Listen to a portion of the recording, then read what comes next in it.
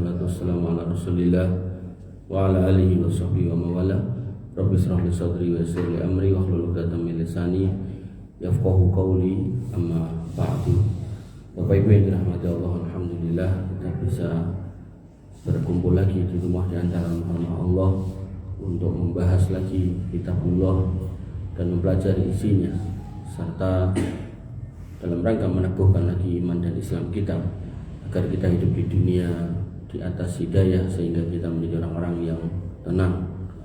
Dan kita masih dalam tema akidah, dan beruntung kita bisa membahas kitab Imam Ahmad ibn Hanbal, walaupun pembahasannya saya tambahi sehingga jadi panjang dan bertahun-tahun. Nanti malam saya suruh isi ten IPI Solo niku temanya niku sejak dicabutnya nyawa sampai mizan, padahal niku udah dibahas lagi setahun kunjung. Artinya tetap gak bakalan selesai. Makanya Bapak Ibu yang dirahmati Allah Subhanahu wa taala, kita bahas lebih dalam akan dengan makin menghayati poin-poin intisari dari akidah Imam Ahmad ibn Hanbal. Dan yang diminta dari kita semua adalah keistiqomahan kita untuk mempelajari satu persatu, karena itu adalah intisari akidah Islam, yang mana beliau dulu sempat diuji 3 kali ganti khalifah penguasa. Beliau diuji tentang Quran itu makhluk dan beliau bertahan Quran itu kalamullah. Di atas siksaan, cobaan dan penjara beliau tetap teguh sehingga beliau mendapatkan julukan Imam Ahlus Sunnah wal Jamaah. Jadi kalau seorang imam dari imam 4 itu yang dijuluki Imam Ahlus Sunnah wal Jamaah itu cuma satu, Imam Ahmad bin Hanbal, padahal itu imam yang terakhir karena keteguhan imannya, keteguhan akidahnya. Maka kalau kita ngambil akidah dari situ niku nggih pun pas, ngoten. Makanya nanti nek ada orang tahu-tahu akidah yang lain tapi bertentangan dengan yang disampaikan, diintisarikan oleh Imam Ahmad bin Hanbal, jenengan harus kritis. Kok ngene to Mas ya? Kok ngene to Tat? Kok ngene to Pak Yai Gus? Karena ini adalah Imam Ahlus Sunnah wal Jamaah, urusan akidah. Dan kalau misal aku madhabku Syafi'i, orang Hambali misal gitu. Kalau mau jujur, Imam Syafi'i itu punya murid namanya Imam Al-Muzani. Harusnya akidahnya diambil dari Imam Al-Muzani, bukan dari yang lain. Karena Imam Syafi'i sendiri memuji muridnya itu, bahwasanya Al-Muzani adalah hujah atau pembela madhabku. Makanya seorang yang mengaku Syafi'i, umpama nggak mau pakai madhabnya Imam Ahmad bin Hanbal dalam berakidah, ya pakainya Al-Muzani. Dan nanti nek dibahas Al-Muzani sami. Makanya saya beruntung, saya secara pribadi merasa beruntung, merasa terberkahi, Kristen menjadi terberkati. Karena di beberapa masjid itu saya suruh ngajarkan akidah dan saya bawa kitab akidah yang beda-beda. Jadi saya jadi ngerti ternyata ulama ahlu sunnah itu walaupun berbeda zaman, maka akidahnya tetap sama. Mau bedanya makin kesini ulamanya itu kitab akidahnya tambah tebel. Kenapa? Karena orang aneh itu tambah banyak, aliran sesat itu tambah maneka warna. Nah, maka membantahlah para ulama yang datang belakangan ini sehingga bertambahlah pembahasan dari kitab-kitab akidah.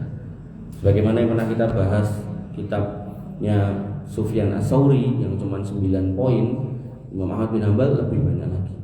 Nanti imam setelahnya Al-Muzani lebih banyak lagi. Makanya Bapak Ibu yang dirahmati Allah, yang diminta adalah kesabaran. Nah, tinggal nanti dalam proses sabar itu ustadz yang mati di apa panjenengan kan gitu. Kayak Pak Said ya insyaallah saya. Makanya Bapak Ibu yang dirahmati Allah Subhanahu wa taala, seorang muslim itu yang diminta itu istiqomah. Setelah menyatakan Rabbunallah summastaqim, Rabbu Allah, akidahku jejeg ngene iki, aku istiqomah. Sampai kapan? Hatta ya yakin, sampai maut itu datang.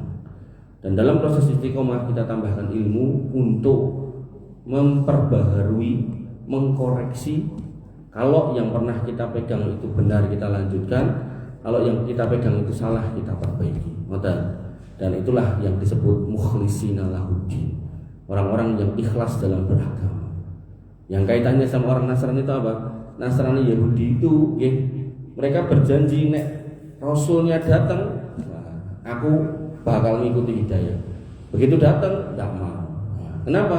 Tidak mukhlisina lahudin.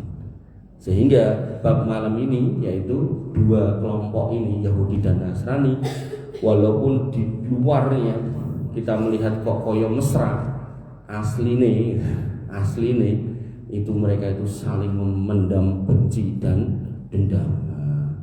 Dan bahkan hari ini ada medsos yang luar biasa yang bisa akses dan dengan tinggal lihat buktinya nyata.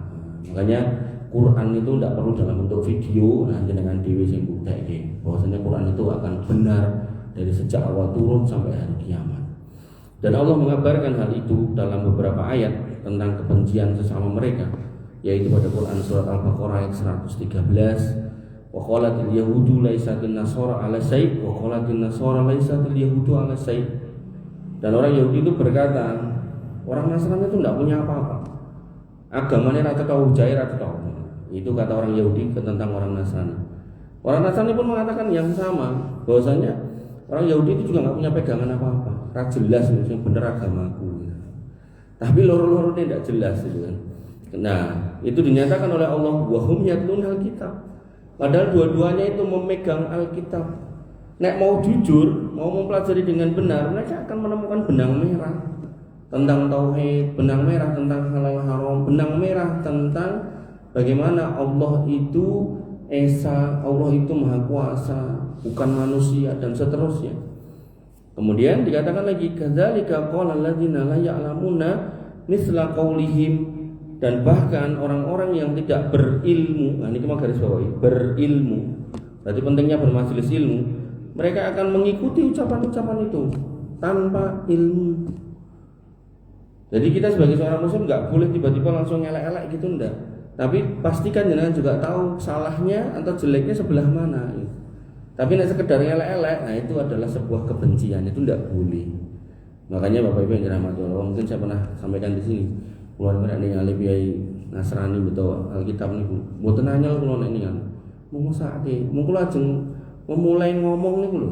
Niku nganti bingung.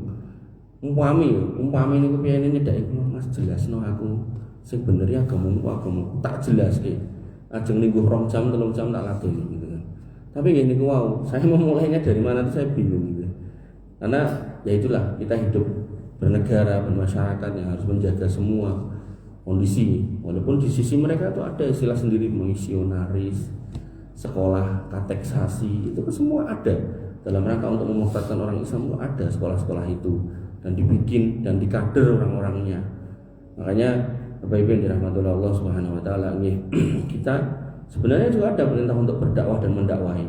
Tapi gini kita itu lebih soft, lebih halus dan lebih pekewo, mungkin yo rodok campur di barang gitu, wedi nek kleru ngomong gitu. Sampai kula niku mungkin pernah cerita di satu masjid yang lain entah takwa mana gitu. Itu ada ngaosan ngeten iki.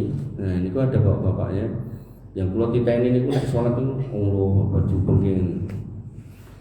Nah, terus kula titeni, oh iki gane tekone pengajian kae. Delalah kula punya jadwal sebulan sekali di pengajian itu. Kula ngandani niku lho. Niki kula 4 nanti 5 atau 6 pertemuan, berarti sudah sekian bulan. Niku kula 4 dan begitu kula ngandani ngoten niku. Misal biasanya piye ini nggak mriko, kula mboten ngerti dhewe. Kula ngerti sing sanes. Kula jelaske, Pak Bu nek salat niku nggih. Takbiratul ihram niku bisa begini, tapi nggih nek rampung nggih mboten usah diubengke. Pokoke bahasa napa terus kula go mriku. Bareng rampung nih jelas ki, lo ingat ini ngomongnya enak. Padahal kalau yang ngomong itu berbulan-bulan gitu. Artinya ketika kita mau benar dalam menyampaikan agama ini, ud'u ila sabili rabbika bil hikmati wal mau'izatil hasanah wajadilhum billati hiya ahsan. Serulah ke jalan Rabbmu ini bil hikmah wal mau'izatil hasanah, dengan hikmah dan dengan pelajaran-pelajaran suri toladan, ilmu-ilmu yang baik. Termasuk hikmah itu adalah disampaikan dengan bahasa-bahasa yang baik gitu. Kalaupun akhirnya berdebat, wajadilhum billati hiya ahsan, berdebatlah dengan cara yang terbaik. Jadi gak cuma baik, terbaik. Nah, kalau itu yang dilakukan, Islam itu indah. Tapi kadang saya pernah nawari teman dulu zaman dulu ada FPIS, Front Pembela Islam Surakarta. Jadi saya bilang sama dia, Mas, aku nih masjid kono kewalahan Mas, soalnya aku cek butuh kuliah dan seterusnya. Wah, mau aku nek ning kono wae, masjid kae anu isine wong abangan kok. Lah pripun maksudnya? Aku nek aku salah ngomong daerah terima, wah aku nesu. Hanya aku nek ngono kuwi. Aku ndak malah emosi terus mulai mulih juga pedang lho gitu iki. Padha-padha wong Islam gitu. Makanya Bapak Ibu yang dirahmati oleh Allah Subhanahu wa taala, hari ini kita lihat bagaimana kemudian dua kubu bertemu, dua-duanya takbir gitu. Ya, yang harus kita pahami, apakah dua-duanya benar ataukah dua-duanya salah, atau salah satunya salah atau salah satunya benar? Jawabannya gini. Dua-duanya merasa benar tapi belum tentu juga benar. Maka yang menjadi pembenar atau pembeda di antara keduanya apa? Wajadilhum billati hiya ahsan. Harusnya tidak dengan fisik, tapi dengan apa? Dengan diskusi, dengan dakwah, dengan perdebatan yang baik, tukar pikiran yang baik. Nah pada akhirnya tidak bisa, ya wis pilihannya dia gitu kan. Makanya ya, di dalam Al-Quran itu dikatakan innal ladzina kafar, orang-orang kafir, sawaun alaihim, sama aja aandartahum am lam tundirhum la yu'minun. Buat dakwai atau enggak buat dakwai, mereka tetap aja pilih enggak beriman. Secara mayoritas. Makanya kalau ada misal seorang ustadz dikon dakwahnya gereja misal gitu, orang bakalan itu 10 atau 20 orang pindah agama, tidak mungkin. Itu yang ujung-ujungnya mengdai oleh amplop gitu. Makanya Nabi itu tidak pernah mempraktekkan dakwah di tempat-tempat ibadah, tidak pernah. Bahkan suruh sholat di tempat ibadah lain tidak mau, masuk emoh gitu. Itu menunjukkan bagaimana Islam itu punya jadi dirinya sendiri gitu. Jadi tidak kemudian harus menjilat sana menjilat sini gitu. Harus jual agama sana jual agama sini gitu kan. Ujung-ujungnya yang mau pengen sugih tempatnya Robicon. Makanya Bapak Ibu yang dirahmati oleh Allah Subhanahu wa taala, sungguh hina ketika Islam itu dijual dengan cara seperti itu. Apalagi hanya untuk jabatan kepentingan politik sesaat, maka luar biasa mengerikan. Jadi anak ningali saat ini gubernur Bengkulu, bentuknya kayak pulau Brewo, UPC, tapi rada ireng, lemune bodoh, korupsi. Makanya Bapak Ibu dirahmati oleh Allah Subhanahu wa taala, yang dibutuhkan adalah orang-orang yang mengerti, mengilmui tentang apa yang mereka ucapkan, bukan sekedar waton ngomong.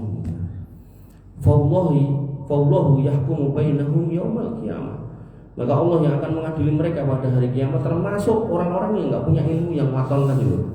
Bima kanu fihi yakhtalifun, atas apa yang mereka perselisihkan. Artinya kalau mereka itu mau merenung, mau belajar, mau melihat, mau diskusi, semua itu terbuka. Apalagi hari ini media sosial sudah sedemikian luar biasa. Cara lawangi jeblak ombo. Dengan ajeng golek hidayah enten, ajeng golek kemaksiatan enten, bendino dangdutan yo iso, bendino ngaji nggih saged. Tinggal pilihan. Mana yang kita pilih. Kalau jenengan pilih yang baik dan jenengan tahu itu baik, nah kenapa harus milih yang jelek gitu? Makanya seorang yang beriman dia akan terus belajar untuk menguatkan imannya, untuk meneguhkan posisinya di dalam agama ini. Aku wong Islam, aku kudu mantap jadi wong Islam. Kira-kira apa sing belum tak ketahui apa? Allah itu di mana? Enggak apa-apa jenengan tanyakan nama ustaz yang tahu. Atau kemudian agama Islam itu gimana? Atau kemudian macam-macam. Sampai ada saya ditanya orang tuh gini, sihir itu ada apa enggak? Ada. Bener apa enggak? Bener. Nabi Muhammad itu orang hebat, orang baik enggak? Ya. Dijaga oleh Allah apa enggak? Ya. Pertanyaannya, kenapa Nabi kok disihir? Kenapa Nabi kok bisa disihir?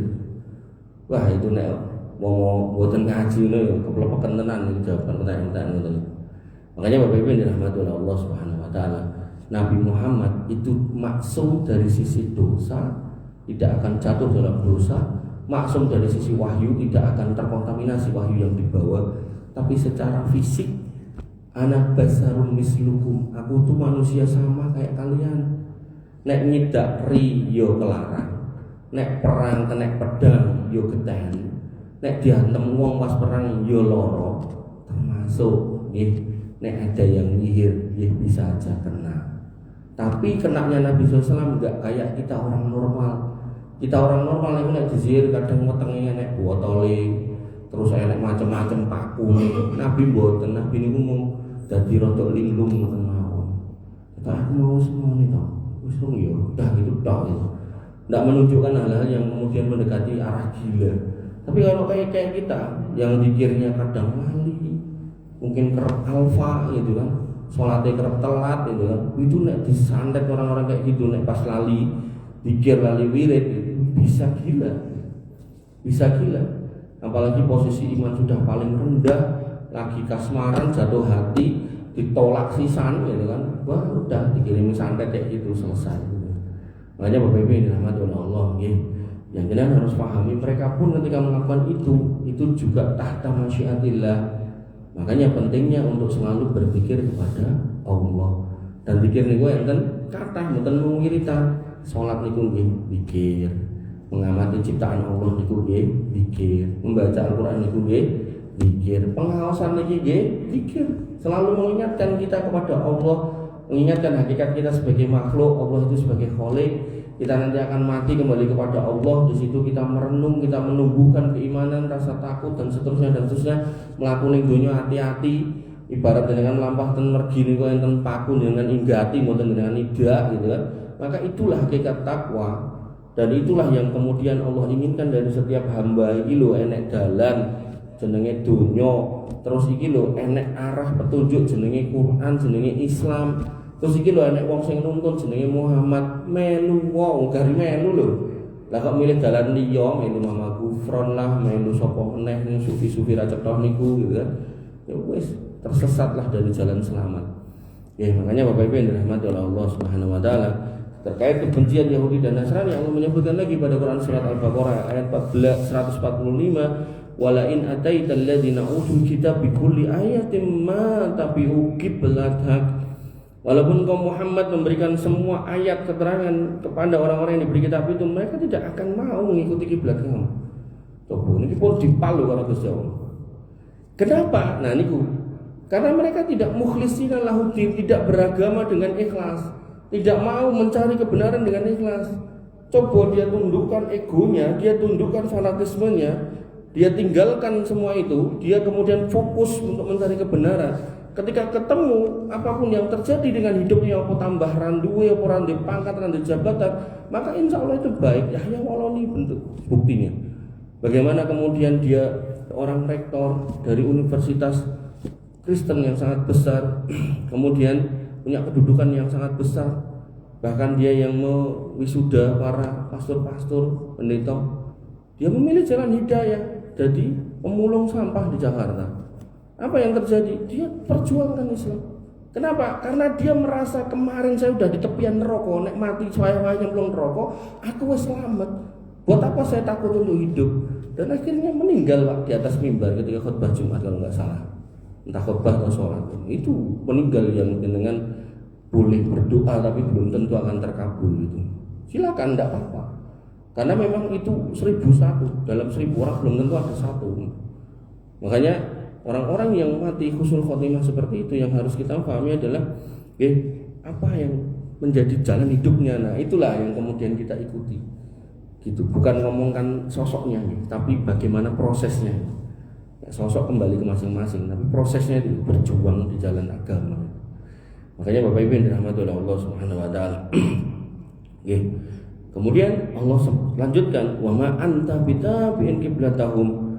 Sedangkan engkau pun tidak akan boleh mengikuti kiblat mereka, tidak mungkin. Artinya kamu Muhammad kudune sing dieloni, ora kena kowe kuwi kemudian tawa-tawa ya aku tak melu kowe dulu, kowe melu aku tak ceramah ning nggonmu, kowe ceramah ning masjidku. No, tidak boleh kayak gitu. Makanya inilah batasnya lakum dinukum waliyadin. Bermasyarakat kita tetap boleh baik. Allah yang mengatakan bahwasanya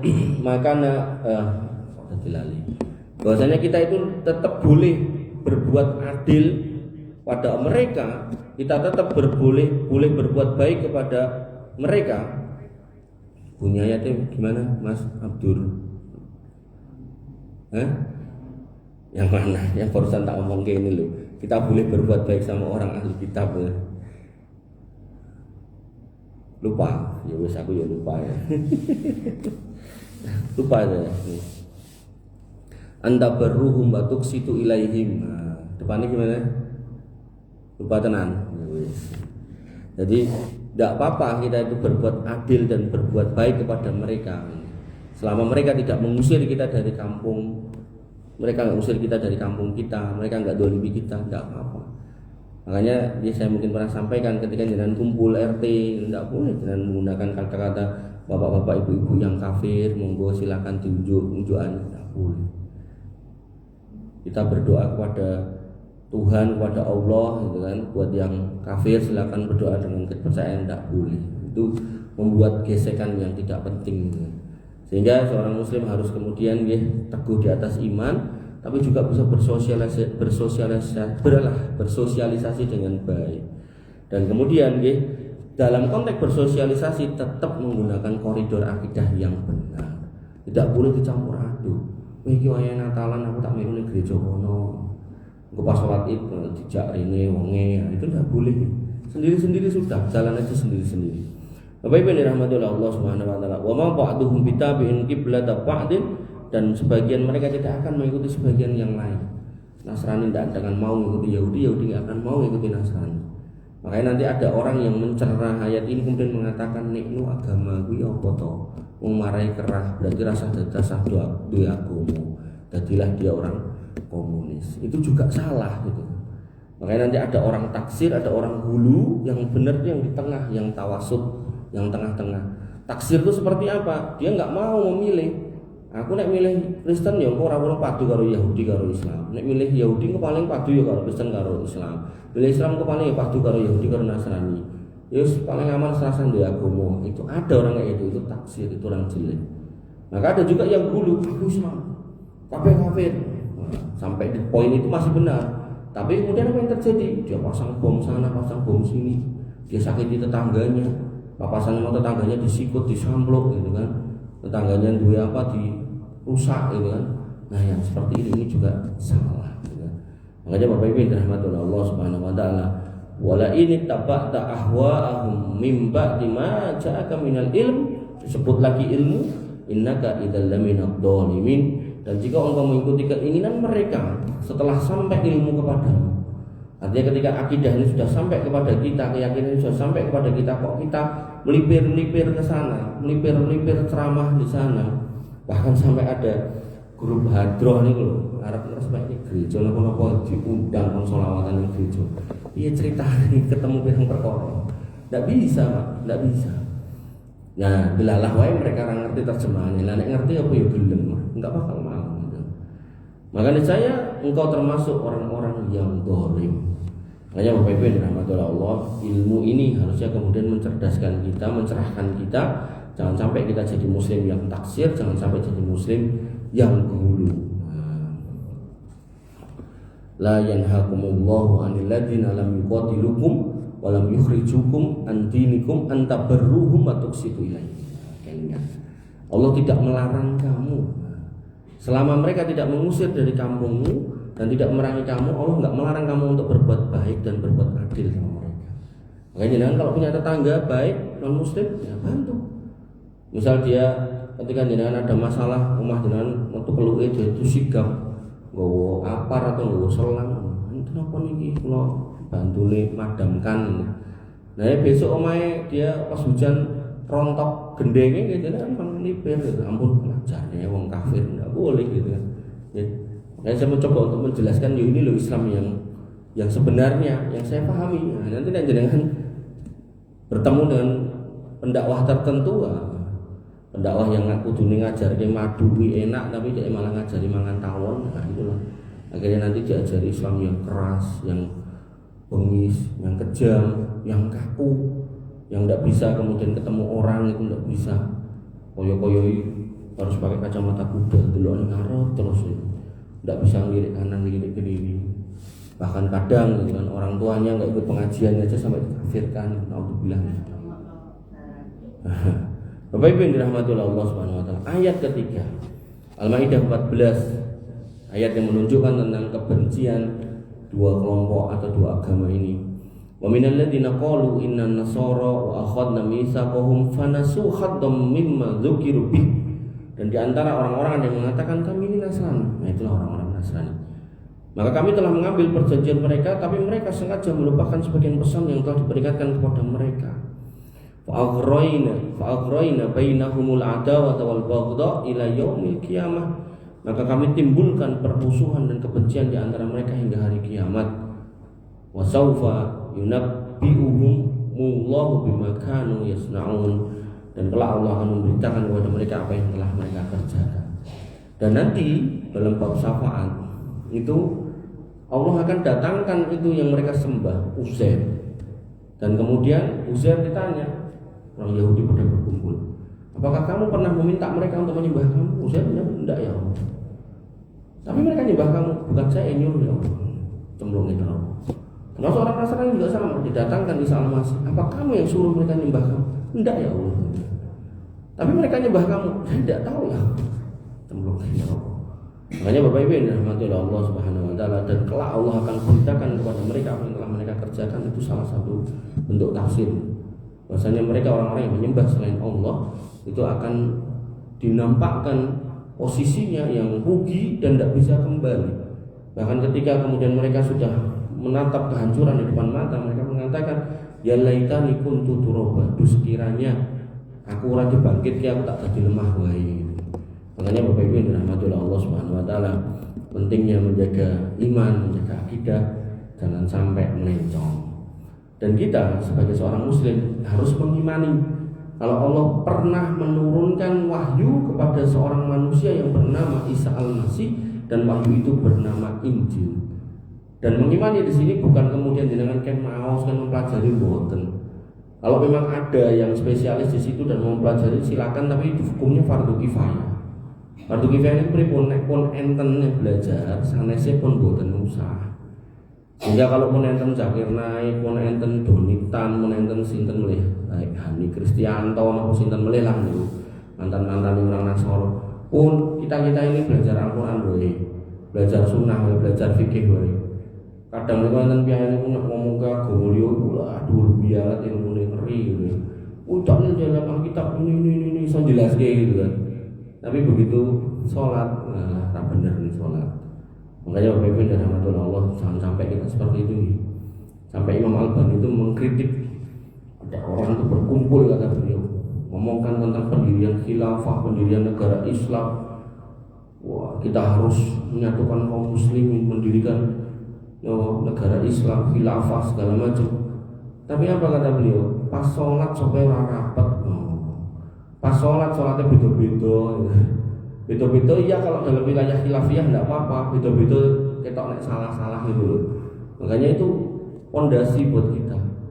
Makanya ketika ada orang yang berkata ayo kita dirikan negara Islam, dijawab oleh Imam Al-Bani, jawab, dirikan di dalam dirimu dulu. Maksudnya pripun? Jadilah muslim yang benar, yang kenal dengan agama.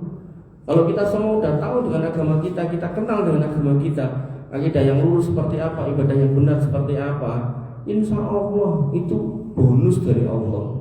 Dan Allah sudah berjanji kok, wa'adallahu alladhina amanu balladhina amilus solihat la yastakhlifannahum fil ardi kama stakhlafal ladzina min qablihim. Allah punya janji.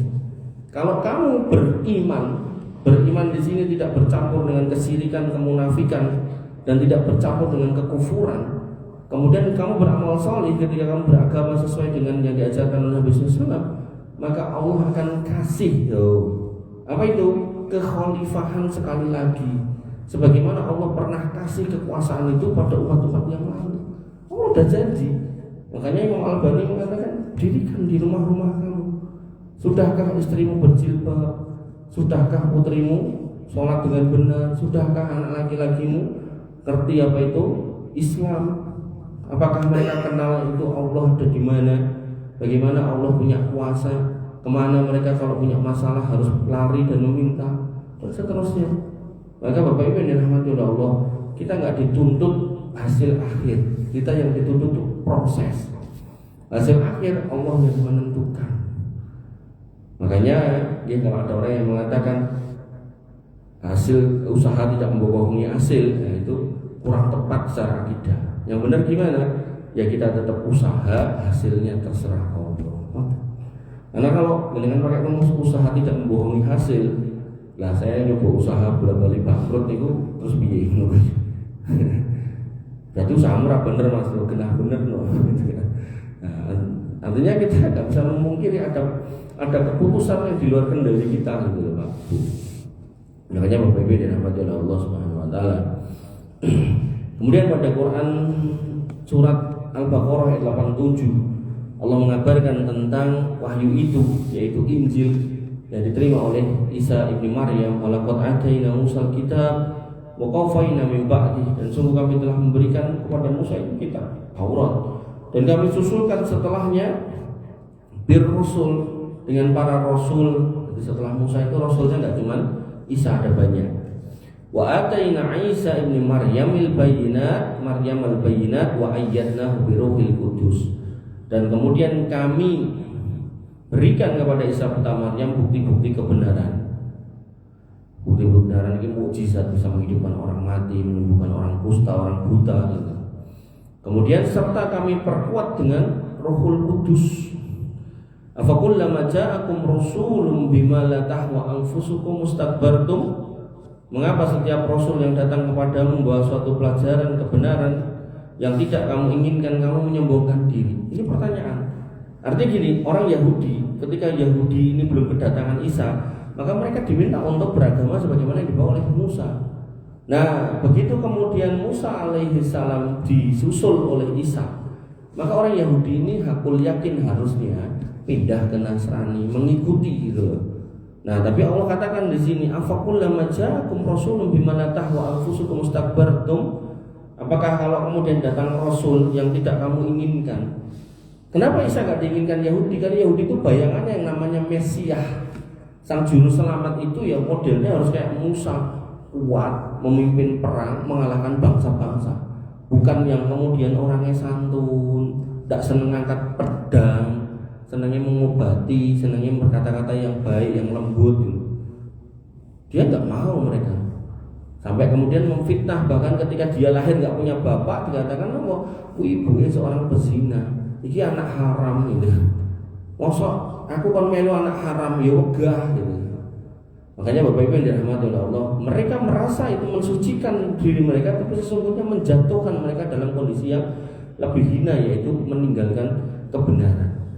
Dan hari ini mereka luar biasa kalau beribadah itu mondong Taurat itu sing gulungannya itu juga gede, jadi kayak mondong tugelan kayu.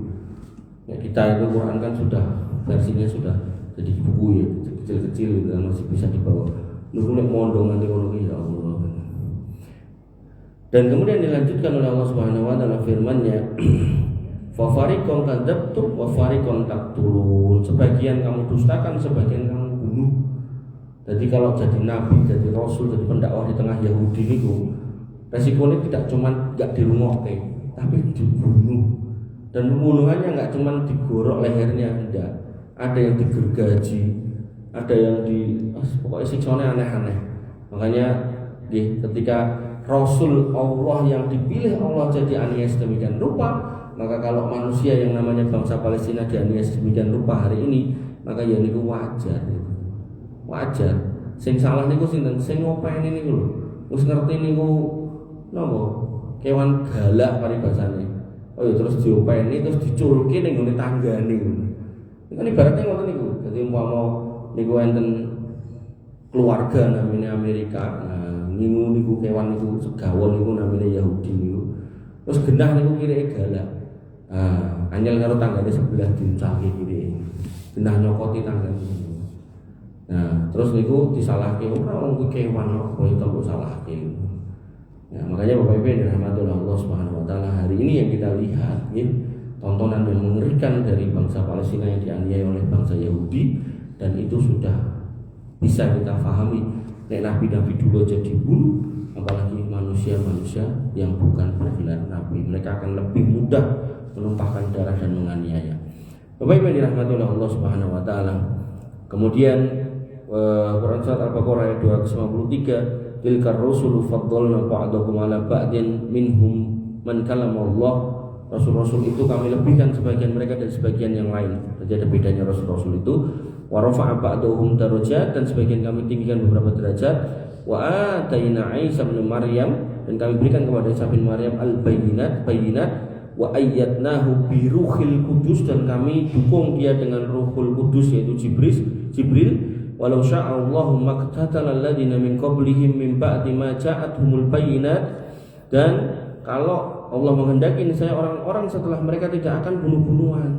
Kalau Allah mau itu loh, orang Yahudi Nasrani itu dibikin damai bisa. Tapi apa? Tadi yang Allah minta itu mukhlishina lahuddin liyabluwakum ayyukum ahsanu amala. Allah pengen tahu mana yang imannya benar, yang dilandasi pada keikhlasan dalam mencari kebenaran. Maka Bapak Ibu yang dirahmati oleh Allah Subhanahu wa taala, walakin ikhtalafu faminhum man amana wa minhum man kafar. Tapi mereka kemudian berselisih, maka ada di antara mereka yang pilih beriman dan ada yang pilih kafir. Disitulah kemudian muncul permusuhan. Walau sa'allahu maqtatalu walakinnallaha yaf'alu ma yurid. Kalau Allah menghendaki tidaklah mereka bunuh-bunuhan, tetapi Allah berbuat menurut kehendaknya. Dan di situ ada hikmah. Hikmahnya apa? Dengan tetap diminta untuk tegak di atas kebenaran, kok dicoba sama orang-orang kafir itu, tetap aja tegak di atas akidah yang benar. Yang mana ketika jenengan meninggal di tangan mereka, maka jenengan akan mendapatkan kesyahidan. Makanya orang-orang yang dibunuh oleh orang-orang Yahudi di sana Palestina itu, aku yakin insya Allah itu mati syahid semuanya. Tidak bisa kita pungkiri keadaan itu. Yang harus kita pahami adalah kemudian apa yang bisa kita bantu untuk mereka. Ketika kemudian bantu dana tidak bisa, bantu tenaga yang tidak bisa, ya udah bantu doa. Ketika doa di masjid tidak, ya dengan doa pribadi juga tidak apa-apa. Atau kemudian dengan ketika ada pengajian, ada ustadznya, gitu kan, dititip pesan nanti doa bersama untuk bangsa Palestina, gitu kan. Maka itu juga baik-baik aja. Makanya Bapak Ibu dirahmati oleh Allah Subhanahu wa taala. Ya, Ali Imran ayat 3 Allah sebutkan lagi, wa nazzala 'alaikal kitaba bil haqqi musaddiqan lima baina yadayya wa anzala Taurata wal Injil. Allah menurunkan Al-Qur'an, kitab Al-Qur'an kepadamu wahai Muhammad yang mengandung kebenaran, membenarkan kitab-kitab sebelumnya, dan dia menurunkan Taurat dan Injil. Disebut itu Taurat, disebut itu Injil. Dan dalam posisi ada Taurat dan Injil ini kita tidak disuruh belajar. Kita cuma disuruh membenarkan nek dulu pernah turun. Boten usah jiko kitabnya, tidak usah dibeli, tidak usah dibaca. Dengan baca Quran aja lebih baik. Kemudian terakhir ayat 4, ayat yang keempat maksud saya. Al-Maidah 46, wa qafaina ala asarihim bi Isa bin Maryam musaddiqan lima baina yadayya minat Taurah wa atainahu al-Injil fihi hudaw wa nura wa musaddiqan lima baina yadayya minat Taurah wa hudaw wa mau'izatan lil muttaqin. Dan kami teruskan jejak mereka dengan mengutus Isa putra Maryam membenarkan kitab sebelumnya yaitu Taurat. Dan tulisan ini di dalam Injil hari ini masih ada. Isa itu berkata, aku datang tidak menghapus satu titik pun dari hukum Taurat. Berarti hukum Taurat itu harusnya tetap dipakai oleh orang Nasrani. Di dalam hukum Taurat itu ada larangan makan babi, perintah sunat. Maka begitu Nasrani datang kepada orang Yunani siap menerima konsep keimanannya, tapi syariatnya tidak mau. Nah, nek aku iman koyo kowe tapi retok mendem aku ya oga. Aku iman koyo kowe tapi retok makan babi aku ya oga. Wong dina-dina makananku babi. Delalah babi itu nggih cobaan buat orang beriman, ya apa? Babi itu menurut yang sudah pernah makan. Nah, dia cerita katanya itu daging yang paling enak. Sehingga nek niki kula sampaikan bukan berarti kula ngengken jenengan dahar itu mboten, itu justru sesuatu yang harus jenengan pahami senajan kuwi enak kuwi haram. Lah ngoten lho. Disitulah liyabluwakum ayyukum ahsanu amala. Mana di antara kita yang imannya paling baik. Allah pengen tahu di bakaran enak nih haram kira-kira kita itu gimana. Nah, Bapak Ibu yang dirahmati oleh Allah Subhanahu wa taala. Sedikit lagi nih. Dan kami menurunkan Injil kepadanya, kepada Isa putra Maryam. Di dalamnya terdapat petunjuk dan cahaya membenarkan kitab sebelumnya yaitu Taurat, dan sebagai petunjuk serta pengajaran untuk orang-orang yang bertakwa. Sehingga orang Yahudi kalau mau disebut orang bertakwa harusnya kemudian mengikuti Alkitab.